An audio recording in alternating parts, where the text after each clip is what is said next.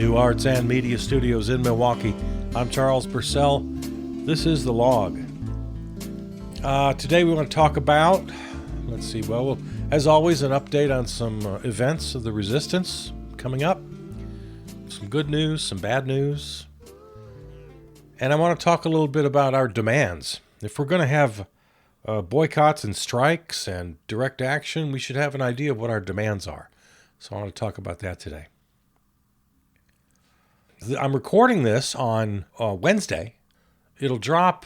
I usually have it ready to go by midnight of the Wednesday night, so into Thursday morning, it'll be in your Thursday feed. Midnight is always confusing because you're either talking about midnight of Wednesday night or midnight of Thursday morning, and they're the same time, but it gets people confused, so you have to be careful. Like with this boycott, it's happening Friday, starting midnight, meaning midnight Thursday night, which is the same as midnight Friday morning. So maybe it's better to say 12:01 a.m. Friday to 11:59 p.m. Friday. It's all day Friday. The first big event of our resistance. There've been some things, and we've been talking about them and updating them as far as the resistance goes. But this is big, and I'm really hoping it surprises everybody. The big 24-hour economic blackout. A few notes on the boycott. I saw this post, and, again, take it or leave it. I don't know this person who posted. But they wrote the boycotts. I've worked corporate retail for 20 years. It's literally my job to know how and why consumers spend. One day won't mean shit. Stop buying everything except essentials until further notice. If you're serious about making companies pay attention, long-term action is the only way. Okay, I think that's something worth remembering. I've said similar things many times. I like the one-day thing only in that it sends a very strong message. If we can get everybody for one day.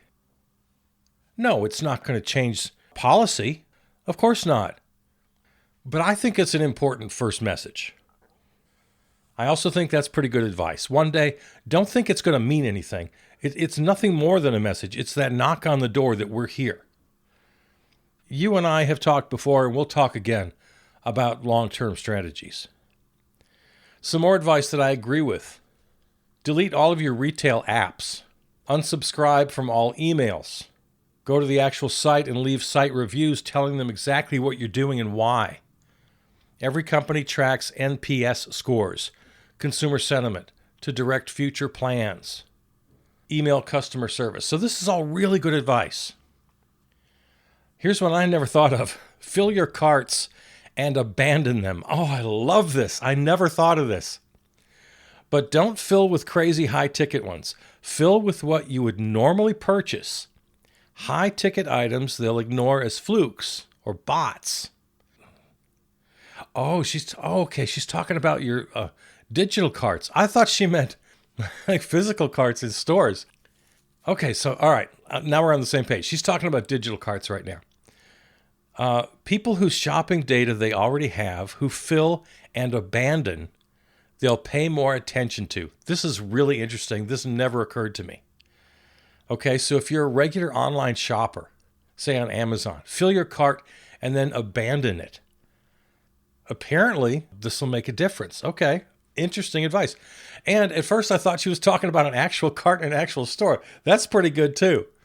Go out to Walmart on Friday. Just fill your cart to the brim and then just leave it. What a beautiful idea. I love that idea. Okay, and I guess this is important. I hadn't thought of this. The last one. She writes, seeing the impact will take time. It's earnings call season for most retailers who ended their fiscal year on January 31st. We won't see their quarter 1 2025 results until May. Okay, that's worth knowing, and that's a little disappointing. I'd like to think that there are some metrics out there that can show us right away. There must be, right? Okay. So for whatever that's worth, there you go. That's from someone who calls themselves Arrow Senfield. I don't know who that is. But anyway, just a couple thoughts of good advice, I thought. So obviously, February 28th, economic blackout. That's the big thing happening right now, depending on when you're listening. March 7th through the 14th, that's the Amazon boycott. The 21st through the 28th, the Nestle boycott. April 7th through 14th, Walmart. And then April 18th, general economic blackout number 2. And more to come after that. We'll talk about them. Now, places like Amazon, Walmart, Target, Nestle, my God, Nestle, the worst of them all.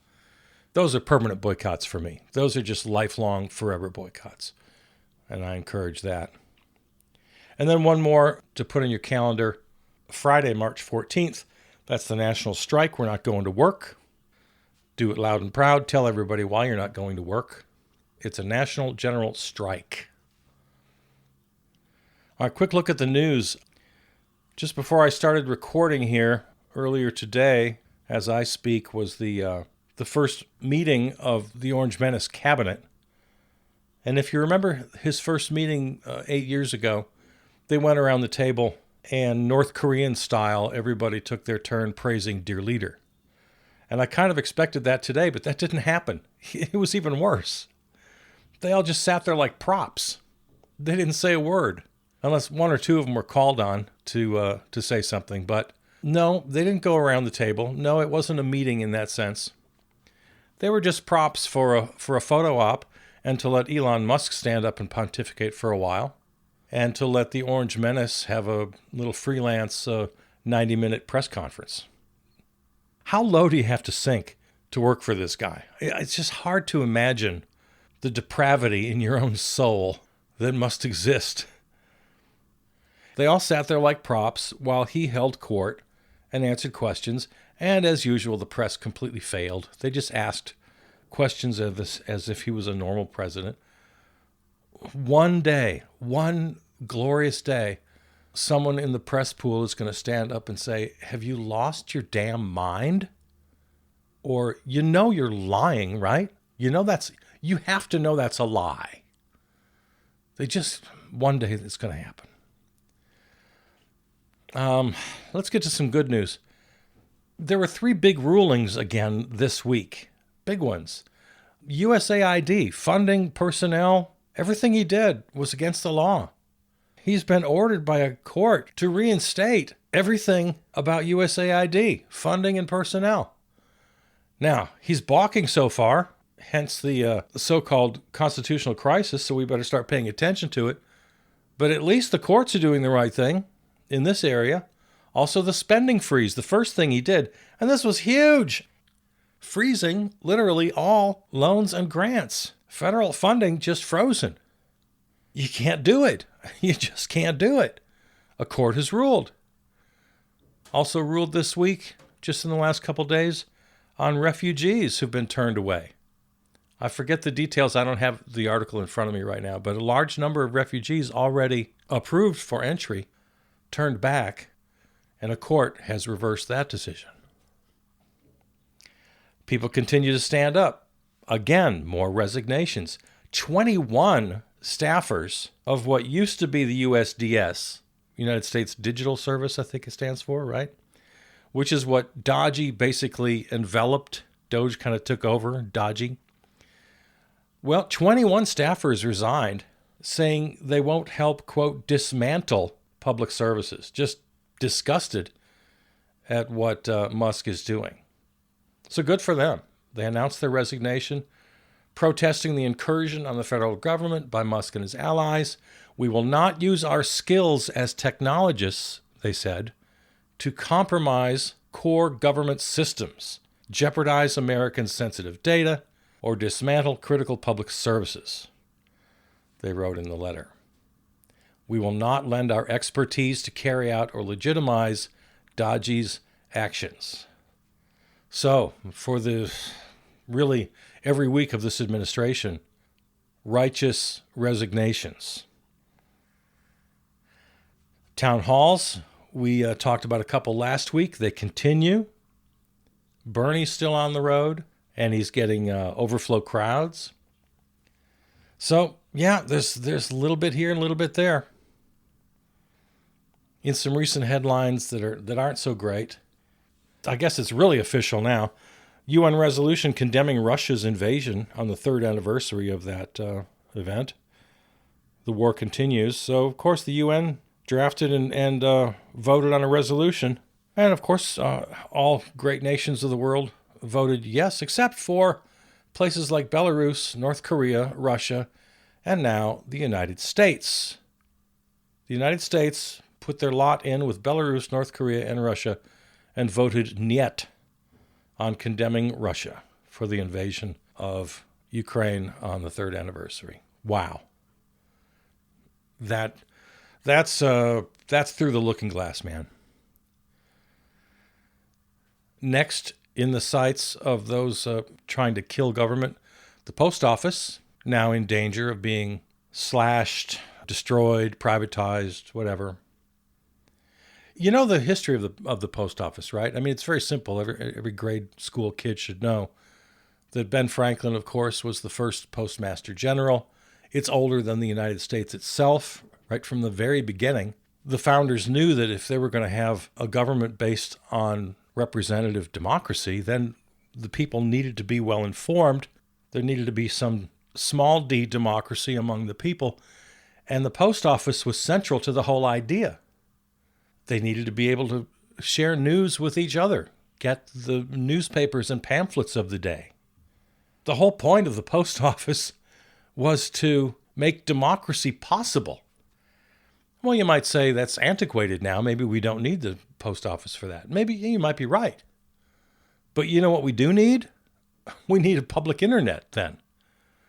If we're all digital now, then that needs to be provided to every citizen of the United States as a condition of the republic. Yeah, if we had the internet of today in 1776, Ben Franklin would have insisted that it was a public utility and that it was a free service to every citizen of the United States. How can you have a self-governing democracy without free and equal access to all things digital? Ben Franklin would obviously say. So with this recent news about the post office and trying to trash it, it just got me thinking what it really meant and what the modern day equivalent is. And we have to talk a little bit about what's going on with Dodgy. I mean, I know you know this, but just real quickly, the whole waste, fraud, and abuse thing, which you talked about in the so-called cabinet meeting, remember, it's just a colossal lie.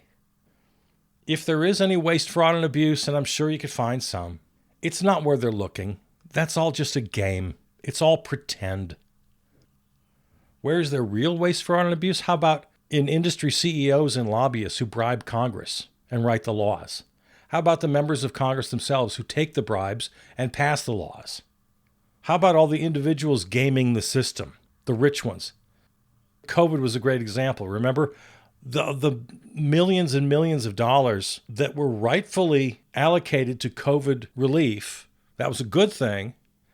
The problem was individuals and companies in the private sector with their teams of lawyers figured out how to game the system and take literally half of those funds. So yeah, if there's waste, fraud, and abuse, go to where it really is. You don't fire some low-level park ranger or a VA nurse. I mean, you gotta know this. Anybody who stands up and tries to defend the dodgy way, you have to know the truth about this, and you have to have the ammunition to fight back. Low and mid-level federal workers are not the ones to blame for any waste, fraud, and abuse. In fact, they're the best thing the government does.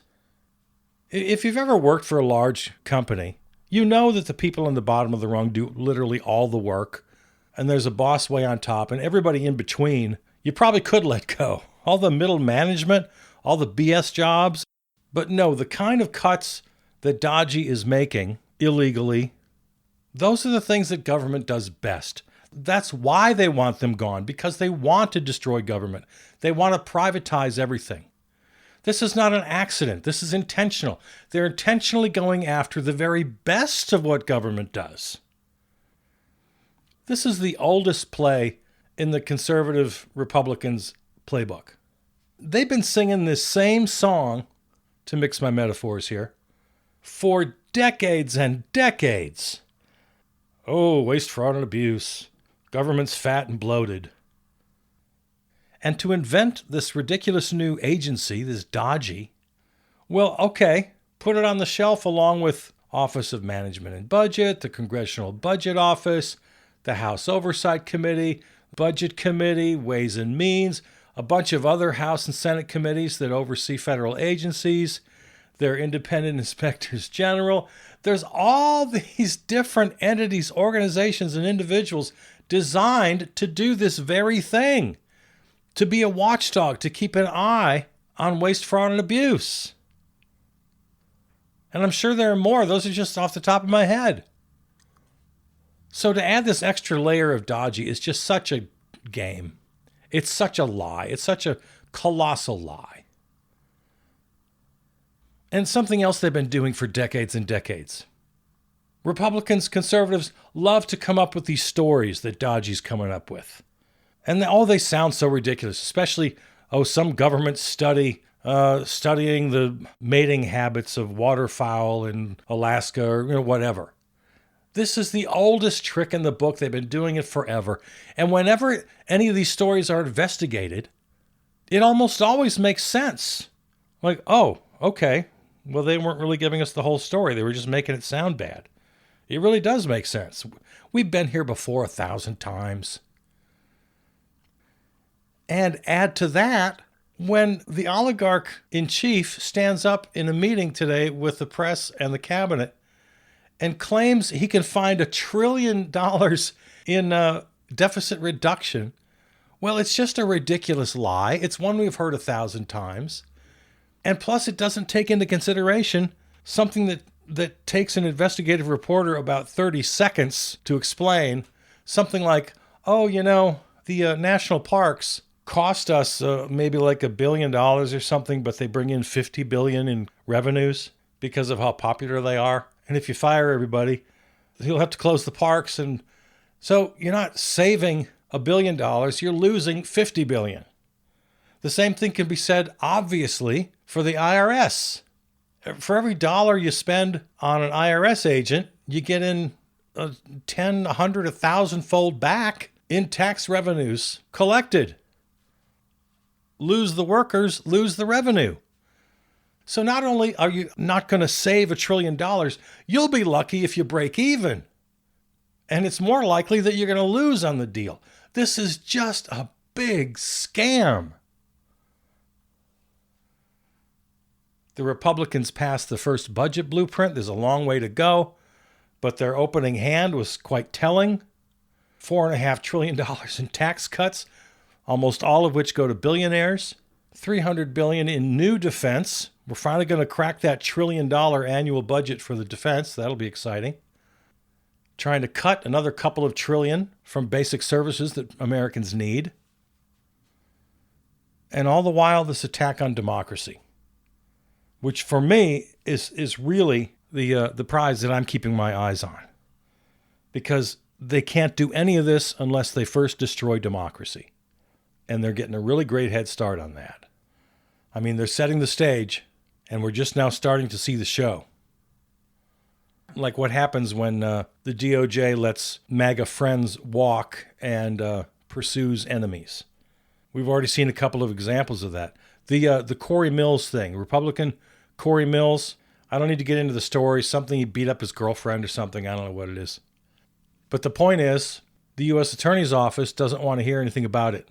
They declined an arrest warrant. They just didn't act on it. I guess there was a request for an arrest warrant, and they said, nah, it's all right. He's one of the good guys. He's apparently married with a couple of kids, and he beat up his girlfriend. But no, we don't want to have anything to do with that. That very same U.S. attorney who declined to take the case, this is his quote, Edward Martin, quote, "As President Trump's lawyers, we are proud to fight to protect his leadership as our president, and we are vigilant in standing against entities like the AP that refuse to put America first." That's a quote from a United States attorney calling himself Trump's lawyer. That's how far we've already gone. And how far can it go? What's going to happen when the military is given an unlawful order, which I'm sure at some point they will? When Health and Human Services faces its first pandemic. We've already got 124 cases of measles in Texas that RFK Jr. is downplaying. We have measles epidemics all the time. No. This is unique.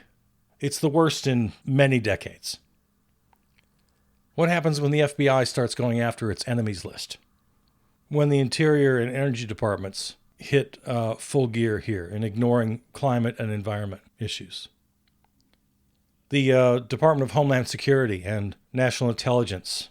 I wonder how they're going to respond to the next international threat. Because there's going to be one. There's going to be a cyber attack or a terror attack. There's going to be something. I mean, we've already seen hints of this with how they treated the Russian election interference. Just denying it, calling it a hoax, just to please dear leader. That's from his first go-round. How will FEMA respond to the next natural disaster? We're already seeing a crackdown on the free press. White House has decided they're going to choose who covers them now. For the first time in the history of the White House press corps, the White House is now choosing who will be in the pool. When they have events where everybody can't come, it's a smaller event or it's on a plane or something, there's a pool chosen by, and it always has been throughout history, chosen by the press itself, who's going to be in the pool. Well, for the first time ever, that's now gone. And the White House itself is going to decide for themselves who's going to cover them. Today, well, as I speak, I'm speaking on Wednesday. That was a pool of reporters in this small room covering the so-called cabinet meeting.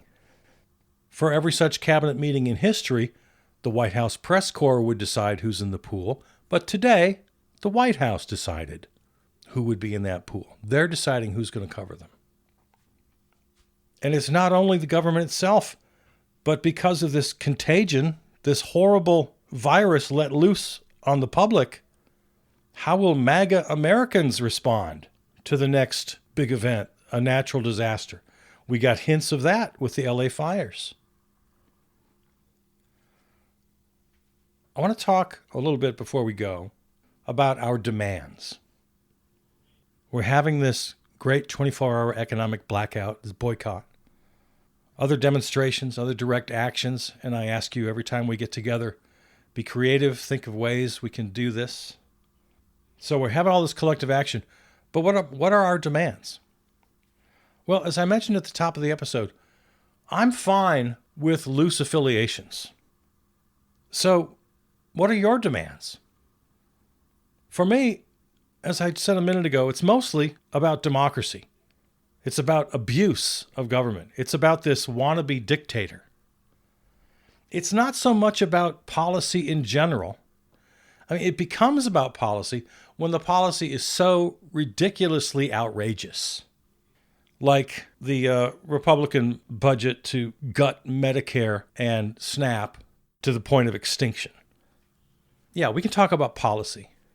But for me, my demand, if anybody asks me, it's about having a democracy in this country. Because if it's all about policy, then we just look like we're sore losers.